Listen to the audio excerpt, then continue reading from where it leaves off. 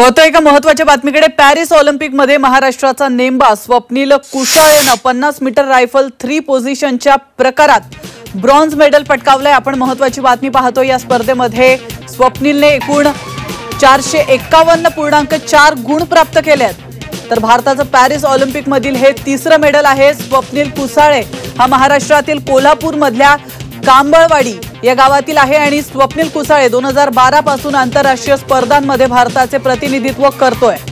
आता 12 वर्षांच्या प्रदीर्घ प्रतीक्षेनंतर स्वप्नील कुसाळेने ऑलिम्पिकमध्ये मेडल पटकावलंय।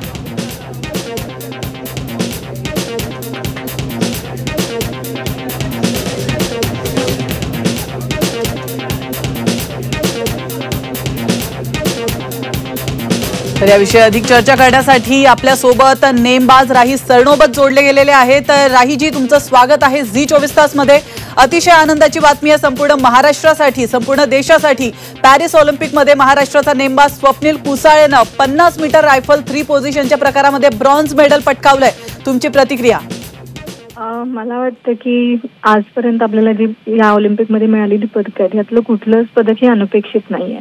कारण सगळेच खेळाडू, सगळेच नेमबाज गेली अनेक वर्ष सातत्याने उत्तम कामगिरी करतात आणि सगळ्यात ऑलिम्पिकमध्ये जास्त अपेक्षा असलेला खेळ म्हणजे नेमबाजी आहे। त्यामुळे मला असं वाटतं की नेमबाजांनी अपेक्षेप्रमाणे खेळ केला असं मी म्हणेन आणि अर्थातच स्वप्नील गेली मागची स्पेशली 2-3 वर्ष खूपच चांगलं परफॉर्म करतो आणि खूप कन्सिस्टंट आहे।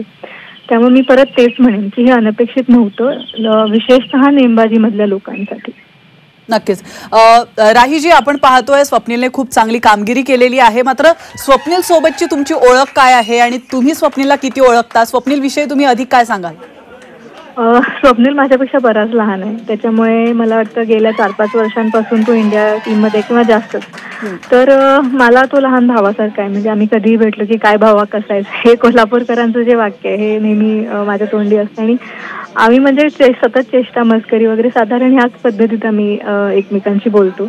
कधी फार खूप सिरियस गप्पा मारला असं नाही किंवा कधी खूप टेन्शन घेतले असं नाही। मी म्हणेन कोल्हापूरकरांचा तो एक स्वभाव असतो की कोणत्याही आव्हानाला अगदी बिनधास्तपणे सामोरं जायचं आणि मला वाटतं ते स्वप्नीलमध्येही आहे। आणि आत्ताच आम्ही गेल्या काही महिन्यांपूर्वीच एका मॅचला एकत्र गेलो होतो, तर तेव्हाही आमचं थोडंफार बोलणं झालं होतं, ऑलिम्पिक बद्दलही झालं होतं। तर तेव्हाही तो म्हणत होता की मी तयार आहे, म्हणजे मी रेडी, माझं प्रिपरेशन चांगलं चालू आहे दीदी वगैरे, असं साधारण आमचं बोलणं झालं होतं। नक्कीच राहीजी, स्वप्नीलशी तुमची चांगली ओळख आहे, तुमच्या या बोलण्यातूनच कळतंय। त्याच्या मेहनतीविषयी तुम्ही काय सांगाल? त्याने कशी मेहनत घेतली आणि कशा प्रकारे तो त्या ठिकाणी पोहोचला आणि आज त्याने हे यश संपादन केलंय? मला विशेष सांगावंसं वाटतं स्वप्नील बद्दल एक गोष्ट म्हणजे की गेली अनेक वर्ष खरं तर तो चांगलं करतोय, पण अनेकदा त्याच्या ज्या चांगल्या संधी आहेत, म्हणजे अगदी ऑलिम्पिक, मागचे ऑलिम्पिक गेम्स असतील, एशियन गेम्स असतील किंवा कॉमनवेल्थ असतील, तर अगदी 0.1 0.2 अशा गोष्टींनी त्याची टीम मध्ये येण्याची संधी असेल किंवा पदक मिळवण्याची संधी असेल ही हुकलेली आहे आणि हे त्याच्याबरोबर अनेकदा झाले आणि तरीही त्याचे प्रयत्न उलट कमी पडले नाहीत, तर ते वाढले आणि मला याच्याबद्दल त्याचं खूप कौतुक वाटतं की जेव्हा अशी अगदी थोडक्यात आपली संधी हुकते तर त्यानंतर होणारं खच्चीकरण हे खूप मोठं असतं आणि तरीही तो उभा राहिला आणि आता तर त्यांनी सिद्ध केलंय की तो काय करू शकतो।